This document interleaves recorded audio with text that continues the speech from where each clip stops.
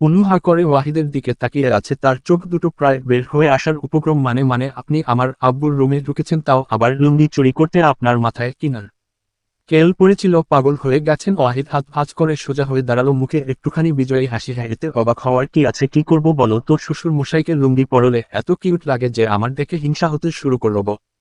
ওকে পোটানোর জন্য এর থেকে বড় হাতিয়ার আর খুঁজে পাওয়া মুশকিল, তাই লুঙ্গিটা চুরি করেছি, শুভ কাজে ব্যবহার করব বলে। অনু থমকে গেল। ওয়াহিদের এহেন কথায় শীতল শিহরণে তার শরীর কেঁপে উঠল, লজ্জায় গাল লাল হয়ে গেল। শুধু হ্রস্ব উকারকে রাগের অভিনয় করছে, কিন্তু হৃদয় অস্থির তোলপাড় শুরু হয়েছে। ভয়। অন্য এক লাফ দিয়ে বিছানার আরেক কোণে উঠে গেল, নিজের শরীরে ভালোভাবে ওড়না টেনে গলায় জোরে জড়িয়ে ফেলল। চি অশুভ্যের মতো কি যাতা বলছেন? খবরদার আমার কাছে আসার চেষ্টা করবেন না। যেদিক দিয়ে রুমে এসেছেন ওই দিক দিয়ে বেরিয়ে যান। ওয়াহিদ যেন অবাক বনে গেল, বিরক্ত হয়ে তীক্ষ্ণ চোখে অনুর দিকে তাকিয়ে ভাবছে, কি এমন বলেছে সে যার জন্য অনু এমন করছে? চট করে ওয়াহিদের মস্ত হ্রস্ব ইকার ইস্ক সচল হলো, ঠোঁটের কোণে দুষ্টু হাসির রেখা ফুটে উঠল। বাঁকা হেসে এক লাফে বিছানায় উঠে অনুর সামনে দাঁড়িয়ে পড়ল। অনু ভয়ে দু পা পিছিয়ে গেল। রাগে অনুর শরীর কাঁপছে। দেখুন, কাছে আসবেন না। ওয়াহিদ অনুর দিকে এগিয়ে আসো আসতে বলল। চিনবো? আমার লুঙ্গি পরা তুমি নেগেটিভ দিকে নিচ্ছ? এত মাইন্ড খারাপ তোমার? এখন তো আমার ভেতরেও ফিলিংস জাগিয়ে তুললে মনে হচ্ছে কাঁচা চিবিয়ে খাই তোমায়। অনু ভয় পেয়ে পালাতে নিলে ওয়াহিদ অনুর হাত চেপে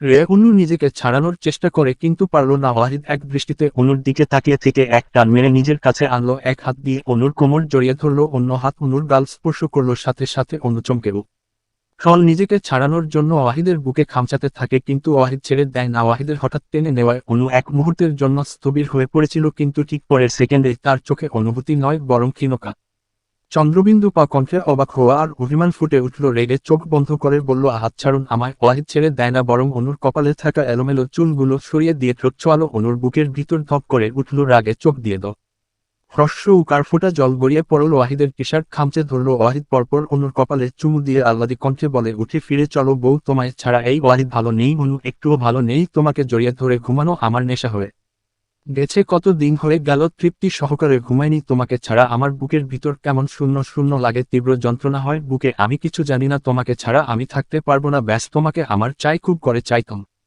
আকারকে সারা জীবন রেখে দিতে চাই আমার হৃদয়ের বক্ষস্থলে। আপনি শুধু আমার সাথে শারীরিক সম্পর্ক করার জন্য রেখে দিতে চান। আপনি শুধু আমার দেহটাকেই চাইলেন, আমায় চাইলেন না। আমার অনুভূতিগুলো আপনার নজরে আসে না, আপনার নজর একার শুধু আমার শরীর আসে। তাহলে নিয়ে যান আপনার ওই বন্দি জীবনে। প্রতিদিন তৃপ্তি সহকারে অত্যাচার করিলেন। কথাগুলো শেষ করে অনুর চোখ বেয়ে ঝরঝর করে জল গড়িয়ে পড়ল। ওয়াহিদ থমকে গেল, তার ঠোঁটের হাসি বিলীন হয়ে রাগ স্পষ্ট ফুটে উঠল। রাগের পাশাপাশি তার ভিতরে সব অনুভূতি দুমড়ে মুছে শেষ হয়ে গেল। সে অনুর কাপা শ্বাসটিকে অনুভব করল। ধীরে ধীরে সে অনুর হাতটা ছেড়ে দিয়ে একটু পিছিয়ে গেল, পাগলের মতো নিজের মাথার চুল ধরে টেনে রাগ কণ্ঠ ওকার ল করার চেষ্টা করলো। অন্যদিকে অনু ফিকে ফিকে কেঁদে যাচ্ছে। এই এক জায়গায় অনু আটকে যায়। যখন সে ওয়াহিদকে হাট করে কথা শোনায়, তখন অনুর কান্নার গতিও বেড়ে যায়। এটাই হয়তো ভালোবাসা। ওয়াহিদ ক্ষিপ্ত চোখে অনুর দিকে কিয়ে থাকলো, তারপর ঝড়ের গতিতে অনুর বাহু চেপে ধরল। চোখ বন্ধ করে অনু কেঁদেই যাচ্ছে। রাগ কন্ট্রোল করতে না পেরে ওয়াহিদ এক হাত মুষ্টিবদ্ধ করে অনুকে মারার জন্য তুলে। পর মুহূর্তে তার হাত জোড়া থেমে যায়। পাশের দেয়া লে শক্ত করে আঘাত করলো। অনু কিছুটা কেঁপে উঠল। ওয়াহিদ দাঁত চিবিয়ে চিবিয়ে বলল, নিজের শরীরকে নিয়ে খুব সস্তা চিন্তাভাবনা তোর। এই শরীরের দেমাক দেখাস আমায়। আর শোনেই ওয়াহিদের পিছনে হাজার হাজার সুন্দরী মেয়ে লাইন একারে দাঁড়িয়ে আছে। দেহের লোভ থাকলে আমি তাদের কাছেই যেতাম। অপমান হওয়ার পরেও বারবার ছুটে আসতাম না তোর কাছে। নেক্সট টাইম এই ধরনের কথা বললে কি করব আমি নিজেও জানি না। অনু চোখ খুলে তাকালো, অভিমানী গলায় বলল, তাহলে একার আসেন আমার কাছে 100 বার বলবো দেহের জন্য আসেন। কি করবেন? মারবেন? মারেন। ওয়াহিদ রাগে চোয়াল শক্ত করে বলল, স্টপ অনু, বাজে কথা বন্ধ করো। ওয়াহিদের কোনো কথা অনু কানে না নিয়ে তার হাত থেকে নিজের বাহু ছাড়ানোর জন্য হ্রস্ব উকার মুচামুচি শুরু করে দিল। রাগে তিরতির করে উঠছে তার শরীর, গুটিয়ে ফেলল এক অপ্রত্যাশিত ঘটনা। মুখে থুতু পড়লে ওয়াহিদ চোখ মুখ খিচে বন্ধ করে নেয়। সেই সুযোগে অনু নিজেকে ছাড়িয়ে নেয়। ওয়াহিদ চেঁচিয়ে উঠল, আর ইউ ম্যাড?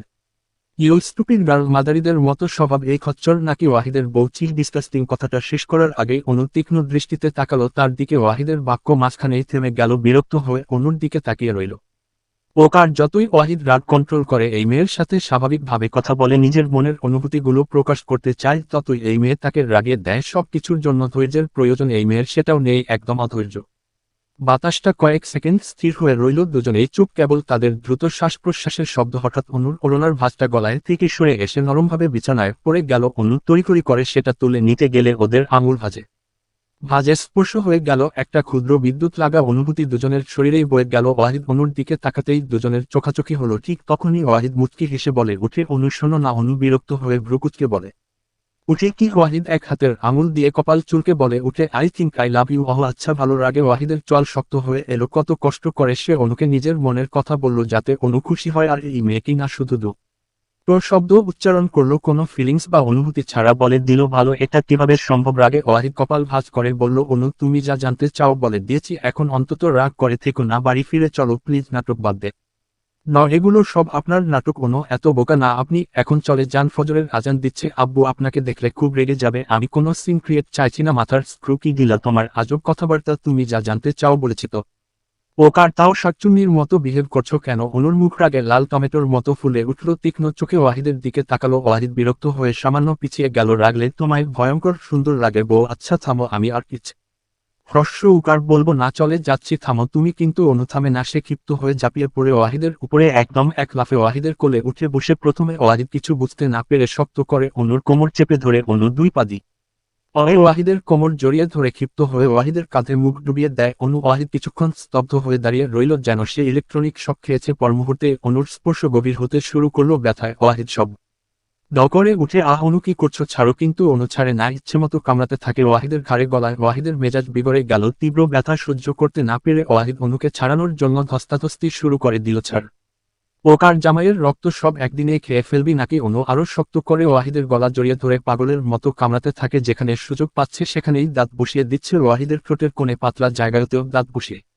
দিয়েছে। ওয়াহিদের রাগ এবার মাথায় চড়ে যায়। রাগে রি রি করতে করতে অনুকে এক ঝাটকায় ছাড়াতে গিয়ে দুজনেই ধপাস করে বিছানায় পড়ে যায়। সঙ্গে সঙ্গে মোট করে খাট ভেঙে দুজনেই চিৎপাটাম। অনু সরাসরি ওয়াহিদের উপরে এসে পড়েছে। ওয়াহি বেকাদায় ব্যথা পেয়ে কোমর ধরে চোখ মুখ খিচাচ্ছে। অনু ড্যাব ড্যাব করে তাকিয়ে আছে ওয়াহিদের দিকে। ওয়াহিদ রাগে রি রি করতে করতে বলল, রূপ কি খসে পড়ছে আমার, এভাবে না তাকিয়ে থেকে বুকের উপর থেকে সর, আমাকে তলো। অনু থতম তখে ওয়াহিদের বুক থেকে উঠতে নিলে ওয়াহিদ অনুর কোমর চেপে ধরে, কি হলো, উঠতে দেন। ওয়াহিদ শয়তানি হাসি দিয়ে বলে উঠে, আগে একটু প্রতিশোধ নিয়ে নেয় মানে? ওয়াহিদ অনুকে টেনে নিচে শুয়ে দিয়ে সে উপরে চড়ে বসে। অনু অবাক হয়ে তাকিয়ে থাকে। কি হয়েছে? আর কোনো কথা বলার সুযোগ দিল না। ওয়াহিদ অনুর গলায় মুখ ডুবিয়ে দিল। অনু নিজেকে ছাড়ানোর জন্য ছটফট করতে শুরু করলো। ওয়াহিদ গলা থেকে মুখ তুলে অনুর ঠোঁটের মাঝে নিজের ঠোঁট ডুবিয়ে দিল। ভাবে কামড় দিতে অনু ওয়াহিদের মুখে খামচি দিতে শুরু করে, তবুও ওয়াহিদ ছেড়ে দেয় না। দুজনের ধস্তাধস্তির মধ্যে আবার হাত পা জড়িয়ে গেল। তখনই মোট করে খাট পুরোপুরি ভেঙে গেল। হঠাৎ বাইরে থেকে ভয়ঙ্কর গলার শব্দ ভেসে আসে অনুর রুমে। কি হয়েছে? এই বিকট শব্দ কিসের? দরজা খোল, শ্বশুরের কণ্ঠস্বর। ওয়াহিদ অনুকে ছেড়ে দিল। ছাড়া পেয়ে অনু জোরে জোরে শ্বাস নিতে শুরু করে। ব্যথায় চোখের কোণে অশ্রু জমা হয়েছে। অনু দ্রুত চোখের পানি মুছে রাগিত হ্রস্বরি কার্সটিতে ওয়াহিদের দিকে তাকায়। চুপচাপ জানালা দিয়ে বেরিয়ে যান, না হলে কি করবে? আব্বু রেগে আছে আপনার উপর, আপনাকে এখানে দেখলে আমায় খারাপ ভাববে, প্লিজ চলে যান। ওয়াহিদ ঘাড় কাত করে বলে উঠে, ওকে চলে যাচ্ছি বলেই গটগট পায়ে দরজার দিকে এগিয়ে যায়। অনু থতমত খেয়ে বিছানা থেকে লাফিয়ে উঠে ওয়াহিদকে আটকাতে যায়। দাঁত চিবিয়ে বলে উঠে, কথা কানে যায়নি আপনার, বললাম না। জানালা দিয়ে বের হন। ওয়াহিদ অনুকে পাত্তা না দিয়ে দরজা খুলে দেয়। দরজা খুলতেই আফজাল খান ওয়াহিদকে দেখে স্থবির হয়ে দাঁড়িয়ে রইলেন। চোখ দুটি বড় হয়ে আছে যেন রুমের ভাঙচুর। আর দুজনের অগোছালো অবস্থার মধ্যকার সবকিছু এক সেকেন্ডেই পড়ে ফেললেন তিনি। পাশে রিহানা বেগম খাট ভাঙা একার লেমেয়েদের অগোছালো অবস্থায় দেখে লজ্জায় মুখে আঁচল দিলেন। স্বামীকে গুঁতো দিয়ে ফিসফিস করে বলে উঠল, ওগো এখান থেকে চলো। আফজাল খান তীক্ষ্ণ চোখে স্ত্রীর দিকে তাকান। সঙ্গে সঙ্গে রিহানা বেগম চুপ করে যায়। অনু না ঠিক করে দ্রুত দরজার সামনে গিয়ে দাঁড়ালো। ওয়াহিদের মুখে কোনো ভয় বা লজ্জা কোনোটাই নেই, বরং শিরদাঁড়া সোজা করে দাঁড়িয়ে আছে। আফজাল খান গম্ভীর গলায় বললেন, এই ছেলে তুমি এখানে কি করছো? মেয়ের ঘরে মেয়ে জামাই কি করছে?